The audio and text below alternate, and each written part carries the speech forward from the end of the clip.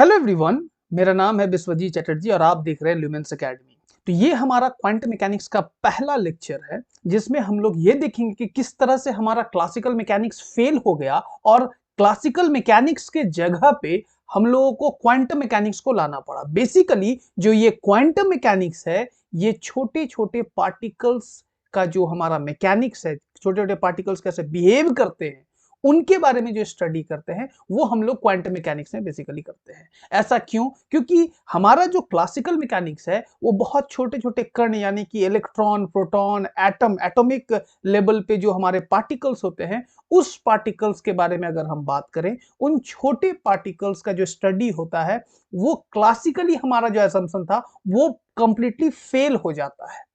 कैसे फेल होता है चलिए हम लोग देखेंगे और इस चीज को समझेंगे। और इसका जैसे ही वो फेल करता है ना तो हमें क्वांटम मैकेनिक्स की ओर मूव करना पड़ता है। फिर हम लोग ये भी देखेंगे कि हमारा क्वांटम मैकेनिक्स क्या होता है। तो अगर आपने हमारा वो वीडियो नहीं देखा है कि classical mechanics versus quantum mechanics, तो उसके लिए हम उसका जो लिंक है वो डिस्क्रिप्शन में दे देंगे और साथ ही साथ आई बटन पे भी आपको दिख जाएगा, तो वहां से आप वो वीडियो भी देख सकते हैं। तो चलिए स्टार्ट करते हैं। बेसिकली इस टॉपिक का नाम हमारा ब्लैक बॉडी रेडिएशन है, लेकिन ब्लैक बॉडी रेडिएशन के बारे में बात करने से पहले हम लोग ये जान लेंगे कि क्यों हमारा क्लासिकल मैकेनिक्स फेल कर गया। तो चलिए सबसे पहला बात आता है स्टेबिलिटी ऑफ एटम्स और मॉलिक्यूल्स के बारे में बात करते हैं। बेसिकली क्लासिकल मैकेनिक्स ये कहता है कि एटम्स के सेंटर पे हमारा न्यूक्लियॉन्स होता है, न्यूक्लियॉन्स में हमारा प्रोटॉन और न्यूट्रॉन होता है और उस न्यूक्लियस के चारों तरफ हमारा इलेक्ट्रॉन रिवॉल्व करता है, घूमता रहता है। ठीक है ना। अब बात यह है कि क्लासिकल मैकेनिक्स के अनुसार अगर कोई भी इलेक्ट्रॉन कंटिन्यूअसली घूम रहा है वो एक्सीलरेट करेगा, फोर्स लग रहा है तो एक्सीलरेट करेगा, और एक्सीलरेटेड चार्जेस जो होते हैं वो कंटिन्यूअस रेडिएशन एमिट करते हैं।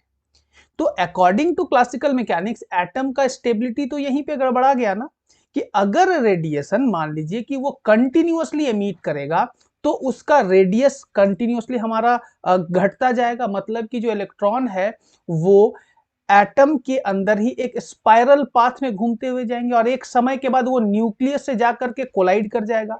तो ये इस केस में तो हमारा एटम अनस्टेबल हो गया ना। इस केस में तो एटॉमिक स्टेबिलिटी पे एक बहुत बड़ा सवाल उठ जाएगा।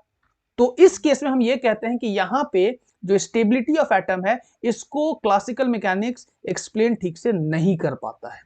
तो चलिए आगे बढ़ते हैं। अगला है एटॉमिक स्पेक्ट्रा। अभी अभी हमने ये बोला कि जो हमारा इलेक्ट्रॉन है वो कंटिन्यूअस रेडिएशन एमिट करता है, कंटिन्यूअस रेडिएशन एमिट करता है, लेकिन हम लोग जब एक्सपेरिमेंट करते हैं तो हमको ये मिलता है कि एटम्स के कारण हमारा कुछ पार्टिकुलर फ्रीक्वेंसी का जो हमारा स्पेक्ट्रा है वो फॉर्म होता है। पार्टिकुलर फ्रीक्वेंसी का अगर हमारा एटॉमिक स्पेक्ट्रा फॉर्म हो तो अलग अलग वेवलेंथ का होगा। इस केस में यहां पे जो एटम है वो कंटिन्यूअसली रेडिएशन एमिट नहीं कर रहे हैं। ठीक है। तो इससे एटॉमिक स्पेक्ट्रा के से भी ये प्रूव होता है कि जो हमारा एजम्पशन है एटम्स का क्लासिकल मैकेनिक्स के अनुसार वो बिल्कुल भी गलत है। ठीक है। इसके बाद अगर हम आगे बात करें तो यहां पे आता है specific heat of solids at low temperature. अगर हम सॉलिड्स का स्पेसिफिक हीट के बारे में बात करेंगे लो टेम्परेचर पे, जो कि बेसिकली ब्लैक बॉडी रेडिएशन से कुछ ना कुछ रिलेटेड है, तो उस केस में भी क्लासिकल मैकेनिक्स फेल कर जाता है। ठीक है। इसके बाद फिर और आगे बात करेंगे तो यहां पे एक रेवोल्यूशन लेके आता है फोटो इलेक्ट्रिक इफेक्ट।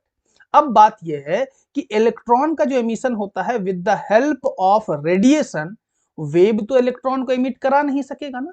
जब हमने फोटो इलेक्ट्रिक इफेक्ट पढ़ा था उसके बारे में जाना था, तो वहां पे क्या होता है कि रेडिएशन के कारण हमारा इलेक्ट्रॉन इमिट करते हैं। तो यहां पे जो ये रेडिएशन है वो वेव नहीं है, वेव के कारण हमारा कोई भी चीज इमिट कर नहीं सकता है, जिस कारण से वहां पे हमको रेडिएशन को एक पार्टिकल के जैसा एज्यूम करना पड़ा। तो यहां भी ये फोटो इलेक्ट्रिक इफेक्ट के कारण ये कंप्लीटली हम लोग को पता चल गया कि हमारा जो क्लासिकल एजम्पशन है एटम्स के बारे में और इलेक्ट्रॉन्स के बारे में या फिर किसी लाइट के बारे में वो बिल्कुल भी गलत है। तो यहां से हमारा ये जो टॉपिक्स है ना, जो हम लोग क्लासिकली लाइट के बारे में जानते थे, तो क्लासिकली जानते थे कि लाइट हमारा वेव है, लेकिन फोटो इलेक्ट्रिक इफेक्ट से हम लोग को ये पता चला कि नहीं नहीं नहीं, लाइट हमारा वेव नहीं है। वो क्या है हमारा? लाइट हमारा एक पार्टिकल के जैसा भी बिहेव करता है। ठीक है ना। तो यहां पे क्वांटम मैकेनिक्स का जरूरत पड़ा फोटो इलेक्ट्रिक इफेक्ट के कारण। और अभी जो हम लोग जिस टॉपिक के बारे में बात करने वाले हैं वो है हमारा ब्लैक बॉडी रेडिएशन। किस तरह से ब्लैक बॉडी रेडिएशन ने अब ब्लैक बॉडी रेडिएशन में क्या होता है कि ब्लैक बॉडी रेडिएशन में हम लोग ये बोलते हैं कि जो हमारा ब्लैक बॉडी है वो रेडिएशन को एब्जॉर्ब करता है, ठीक है, और एमिट भी करता है, हम लोग ये भी करते हैं। तो वो जो एनर्जी स्पेक्ट्रम है, वो रेडिएशन का जो एनर्जी स्पेक्ट्रम है, उसके बारे में जब स्टडी किया गया, तो जब क्लासिकल मैकेनिक्स के तौर पे स्टडी किया गया और जब एक्सपेरिमेंट किया गया, तो दोनों का ग्राफ मैच ही नहीं किया। बेसिकली ये क्या पूरा इसका फंडा है, इसके बारे में डिटेल में जानेंगे। चलिए देख लेते हैं कि सबसे पहले कि हमारा ये ब्लैक बॉडी होता क्या है। अगर हम ब्लैक बॉडी के बारे में बात करेंगे तो ब्लैक बॉडी बेसिकली क्या होता है, a perfectly black body is one which absorbs और all the radiations of the all wavelength which falls on it. Basically जो हमारा परफेक्टली ब्लैक बॉडी है वो रेडिएशन को एब्जॉर्ब करता है, ठीक है ना। क्या करेगा, जितने भी रेडिएशन उस पर आएंगे उसको वो एब्जॉर्ब करेगा, जितने भी तरह के वेवलेंथ है, ठीक है ना, जो भी उस पर फॉल हो रहे हैं, ठीक ना। तो यहां पे कुछ ना कुछ वो एनर्जी को एब्जॉर्ब कर रहा है, ठीक है ना। तो यहां पे जब एनर्जी का एब्जॉर्प्शन का बात आएगा, तो चलिए यहां पे सबसे पहले ब्लैक बॉडी के बारे में रेले जीन्स ने, एक साइंटिस्ट थे रेले और जीन्स, दोनों ने अपना क्या एजम्पशन दिया। बेसिकली ब्लैक बॉडी के बारे में पहले किसी को वैसा जानकारी था नहीं, जिस कारण से यहां पे एजम्पशन का बात आता है, ठीक है ना, कि हमारा जो ये एजम्पशन है ब्लैक बॉडी का, ये सबसे पहले दिया गया था किसके द्वारा, रेले और जीन्स के द्वारा। क्या एजम्पशन था, चलिए देख लेते हैं। वो एज्यूम किए कि बॉडी कंसिस्ट करते हैं लार्ज नंबर ऑफ एटम्स, ठीक ना, जिनको हम लोग रेडिएशन जनरेटर भी कहते हैं, जैसे कि आपको यहां पे दिख भी रहा है।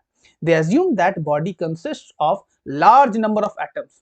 ऑब्वियस ही बात है कि अगर हमारा कोई ब्लैक बॉडी है, कोई भी बॉडी है, उसमें लार्ज नंबर ऑफ एटम्स होंगे, और हर एक एटम्स जो है एक रेडिएशन जनरेटर के जैसा बिहेव कर रहे हैं, ठीक है ना।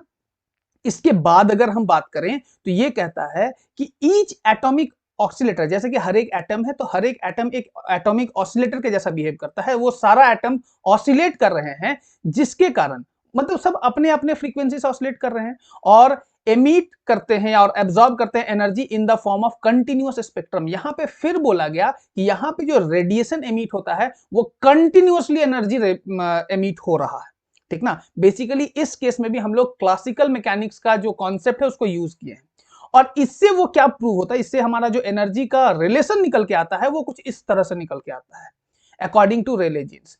तो रेले जीन्स लॉ के अकॉर्डिंग जो हमारा ये फॉर्मूला निकल के आया, छोटा सा मतलब कि स्मॉल अमाउंट ऑफ एनर्जी का, जो कि कंटिन्यूअस स्पेक्ट्रम से अगर हम छोटा सा अमाउंट ऑफ एनर्जी को निकालने का बात करेंगे तो उसका फॉर्मूला कुछ इस तरह से आया, जो कि हमारा 8 पाई न्यू स्क्वायर के T dv divided by c cube. C हमारा स्पीड ऑफ लाइट है, कि हमारा Boltzmann constant, T temperature, d nu हमारा स्मॉल चेंज इन फ्रीक्वेंसी और न्यू हमारा फ्रीक्वेंसी है, ई हमारा एनर्जी है, 8 पाई इज कांस्टेंट, ठीक है। तो ये हमारा फॉर्मूला निकल करके आया। रेले जीन्स का जो एजम्पशन था, जो क्लासिकली एज्यूम किया गया था, उसके अकॉर्डिंग हमारा ये एजम्पशन था। अब इसके अकॉर्डिंग अगर हम बात करें कि टोटल एनर्जी का वैल्यू क्या होगा, तो टोटल एनर्जी हमारा कुछ इस तरह से निकल के आता है, इंटीग्रेट कर देंगे। अब जैसे ही इसे इंटीग्रेट किया गया ना, जीरो से इंफिनिटी तक इंटीग्रेट किया गया, तो यहां पे एनर्जी तो इनफाइनाइट हो गया। अब जैसे ही एनर्जी इनफाइनाइट होता है, ये हमारा स्टीफेंस लॉ के अगेंस्ट हो गया, ठीक है। अब स्टीफेंस लॉ के अगेंस्ट हुआ कि नहीं हुआ, यहां पे जो हमारा मेन मुद्दा है कि कैसे हमारा ये ब्लैक बॉडी को ठीक से एक्सप्लेन नहीं कर पाया। ये जो भी एजम्पशन हम एनर्जी के बारे में कर रहे हैं, ये एज्यूम किया गया, इसका तो कोई एक्सपेरिमेंटल प्रूफ नहीं था। ये जो एनर्जी का वैल्यू आया है, ये रेले जीन्स ने अपने एजम्पशन के तौर पे ये वैल्यू रखा अपने सामने। फिर क्या हुआ, रेले जीन्स लॉ के अनुसार हमारा एक ग्राफ हम लोग को देखने को मिलता है, और ये ग्राफ कुछ इस तरह से आता है, स्पेक्ट्रल एनर्जी डेंसिटी और फ्रीक्वेंसी। जैसे कि यहां पे आपने देखा कि यहां एनर्जी है और यहां पे फ्रीक्वेंसी है। एनर्जी और फ्रीक्वेंसी का जो ग्राफ बनाया गया वो कुछ इस तरह से हमारे सामने निकल करके आता है। ये हमारा बेसिकली रेले जीन्स लॉ को बताता है, ठीक है ना, ये हमारा ग्राफ, ठीक है। अब ये तो अकॉर्डिंग टू एजम्पशन, हम जो एज्यूम किए उसके अकॉर्डिंग स्पेक्ट्रल एनर्जी डेंसिटी और फ्रीक्वेंसी के बीच का ग्राफ था, ठीक है। ये हमारा एजम्पशन था, ठीक है ना, किसके लिए, ब्लैक बॉडी के लिए। फिर आगे एक एक्सपेरिमेंट किया गया ल्यूमर और प्रिंग्सहाइम के द्वारा। अब यहां से आता है एक रेवोल्यूशन जो कि हम लोग को सोचने पे मजबूर करता है। क्या है, ल्यूमर और प्रिंग्सहाइम ने एक एक्सपेरिमेंट किया। वो एक्सपेरिमेंट किसके ऊपर था, ब्लैक बॉडी मतलब के स्पेक्ट्रम के ऊपर। बेसिकली इन्होंने एक्सपेरिमेंट क्यों किया, अब रेले जीन्स ने तो अपना थ्योरी दे दिया ना, अब रेले जीन्स ने अगर अपना थ्योरी दे दिया तो उसके अकॉर्डिंग कुछ मतलब कि ये भी तो होना चाहिए ना, कुछ एक्सपेरिमेंट भी तो होना चाहिए रेले जीन्स का थ्योरी के सपोर्ट में कि हाँ रेले जीन्स सही बोल रहे हैं गलत बोल रहे हैं, कुछ होना चाहिए। तो उसके लिए हमको एक्सपेरिमेंट करना पड़ा। तो एक्सपेरिमेंट जब किया गया तो एक्सपेरिमेंट के द्वारा इन्होंने क्या बनाया, एक्सपेरिमेंटल कर्व बनाया ब्लैक बॉडी स्पेक्ट्रम का, ठीक है ना, ब्लैक बॉडी स्पेक्ट्रम का एक एक्सपेरिमेंटल कर्व बना। तो चलिए देख लेते हैं कि वो कर्व, एक्सपेरिमेंटल कर्व क्या था, ठीक है, स्पेक्ट्रल एनर्जी डेंसिटी और फ्रीक्वेंसी का। अभी अभी हमने रेले जीन्स लॉ के एजम्पशन के अकॉर्डिंग वो ग्राफ देखा। अब एक्सपेरिमेंटल, अगर यहां पे एक्सपेरिमेंटल ग्राफ और एजम्पशन ग्राफ मिल जाए तो हमारा जो एजम्पशन था वो सही होता है। लेकिन यहां पे क्या होता है कि यहां पे ग्राफ कुछ इस तरह से दिखा, स्पेक्ट्रल एनर्जी डेंसिटी का जो ग्राफ है वो कुछ इस तरह से दिखा, लेकिन जो हमारा रेले जीन्स का जो ग्राफ था वो कुछ ऐसा था। इसका मतलब ये है कि ये जो हमारा एक्सपेरिमेंटल कर्व है ये रेले जीन्स से मैच करता ही नहीं है। ये जो हमारा स्पेक्ट्रल एनर्जी डेंसिटी और फ्रीक्वेंसी का कर्व है, इस केस में एक्सपेरिमेंटल कर्व कुछ है और रेले जीन्स लॉ का कर्व कुछ और आ रहा है। तो यहां पे कहीं ना कहीं गड़बड़ी हुआ है। किसके द्वारा गड़बड़ी हुआ था? रेले जीन्स के एजम्पशन में कहीं ना कहीं गड़बड़ी था। क्यों? क्योंकि रेले जीन्स ने जो हमारा बेसिकली रेडिएशन था, रेडिएशन को क्लासिकली सोचा, उसके बारे में, जो हमारा कंटिन्यूअस स्पेक्ट्रम के बारे में उन्होंने बात किया, जो कि बिल्कुल गलत था। अब क्या है, इसके ऊपर में एक और काम किया गया, किसके द्वारा? अब क्या है कि ये बेसिकली अब इसको सुधारना भी तो है, लेकिन सुधारने से पहले ये जानना पड़ेगा कि हमारा क्लासिकल लॉ फेल क्यों किया। तो यहां पे बोला गया कि on the basis of classical concept in which emission और absorption of energy by atom was suppose to be continuous, मतलब कि यहां पे जो हमारा एजम्पशन है कि हमारा जो रेडिएशन है, एमिशन या फिर एब्जॉर्प्शन हो रहा है एनर्जी का एटम के द्वारा, वो कंटिन्यूअस हो रहा है, लेकिन इन रियलिटी कंटिन्यूअस होता नहीं है। एटम्स के बारे में आपने ये पढ़ा होगा बोर्स थ्योरी के अकॉर्डिंग कि जो हमारा इलेक्ट्रॉन है वो एक ऑर्बिट से दूसरे ऑर्बिट में जब जंप करेगा, तब हम हायर से लोअर में जब जंप करेगा तभी हमारा रेडिएशन एमिट होगा, अदरवाइज रेडिएशन एमिट नहीं होगा। तो यहां पे तो कंटिन्यूटी का बात नहीं आता, यहां पे तो चीज कंटिन्यूअस है नहीं, ये तो एक पार्टिकुलर कंडीशन, एक इंस्टेंटेनियस प्रोसेस का बात हो रहा है। तो इस केस में जो है ना, हमारा ये चीज बिल्कुल गड़बड़ हो गया। जहां पे क्लासिकल लॉ जो है ना, क्लासिकल लॉ से जो हम लोग ब्लैक बॉडी रेडिएशन के बारे में जान रहे थे, वो बिल्कुल गलत हो गया। तो चलिए आगे बात करेंगे।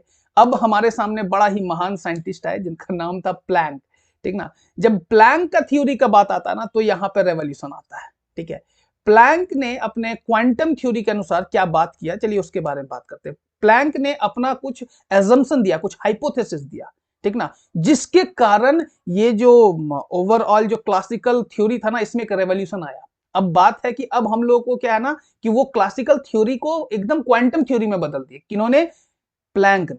मेन रेवोल्यूशन लाने वाले प्लैंक ही थे। इन्होंने क्या बोला कि radiation is emitted in quanta whose energy is E equal to H nu, मतलब कि जो रेडिएशन आते हैं वो छोटे छोटे एनर्जी पैकेट के फॉर्म में एनर्जी आ रहे हैं, ठीक ना, जिनका नाम उन्होंने क्वांटा दिया। ये क्वांटा नाम प्लैंक ने दिया। अभी ये सब बहुत लोगों के दिमाग में ये होगा कि फोटोन भी तो होता है। फोटोन नाम जो है प्लैंक ने नहीं दिया था, फोटोन नाम एल्बर्ट आइंस्टाइन के द्वारा दिया गया था, ठीक है ना।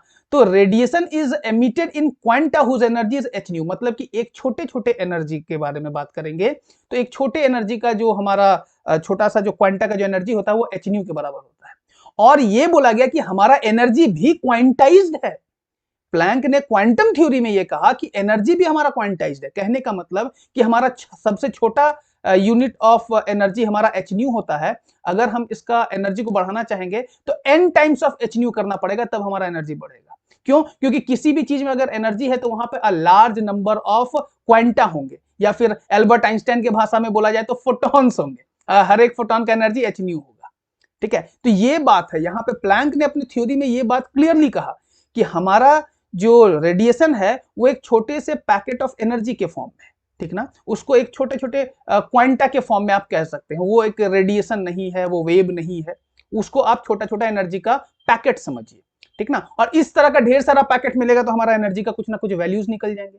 तो सबसे छोटा यूनिट ऑफ एनर्जी जो होता है वो हमारा E equal to H nu ही होता है, ठीक है ना। अब इसके बाद कुछ भी एनर्जी के बारे में बात करेंगे तो n times of h nu करेंगे, because energy is quantized according to कौन? प्लैंक के द्वारा। प्लैंक के द्वारा हमारा एनर्जी क्या हो गया? क्वांटाइज्ड हो गया।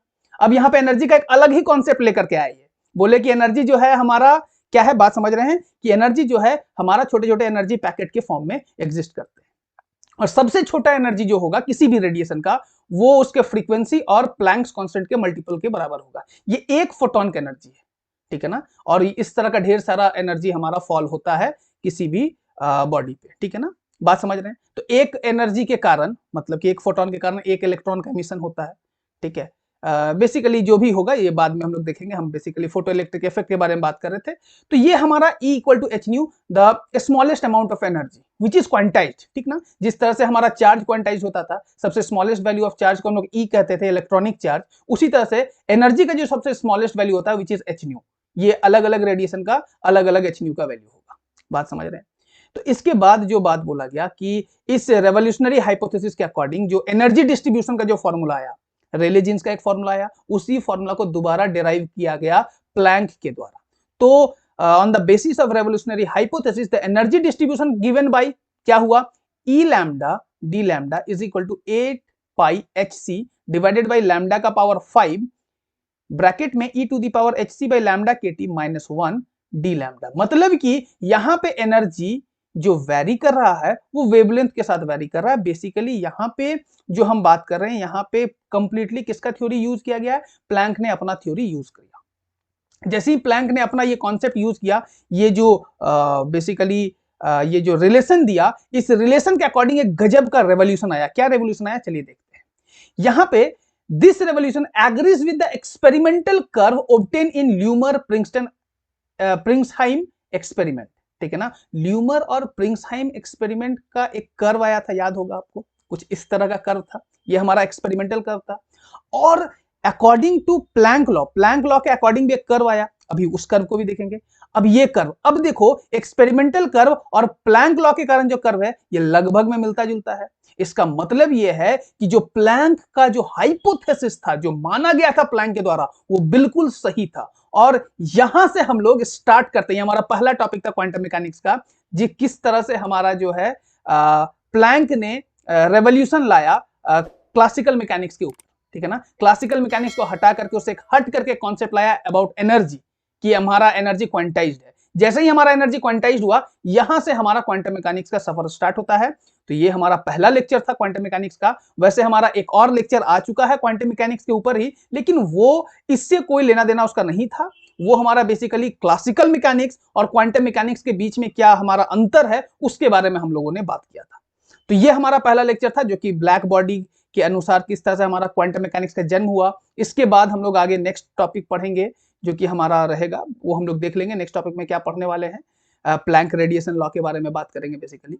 तो उम्मीद करते हैं यहां तक आपको अच्छे से समझ में आ गया होगा। अगर आपको ये वीडियो अच्छा लगे तो इसे लाइक कीजिए, शेयर कीजिए, कमेंट कीजिए, और अगर आपको लगता है कि ये चैनल आपके लिए बहुत यूजफुल है तो इसे सब्सक्राइब भी कीजिए। तो इससे हमारा मोटिवेशन बढ़ेगा और आप लोगों का सपोर्ट रहेगा, तो हम लोग इस तरह से ना पूरा सिलेबस आपका हम कवर करेंगे, ठीक है। और आपके लिए जितना भी बेनिफिशियल हो सके, जो आपको चाहिए कि आपको और किस तरह का वीडियोस चाहिए, वो आप कमेंट सेक्शन में लिखेंगे, तो कमेंट सेक्शन में आपको इंस्टेंट उसका जवाब मिलेगा और उससे रिलेटेड भी हम वीडियोस बनाना स्टार्ट कर देंगे। तो तब तक के लिए थैंक यू, जय हिंद।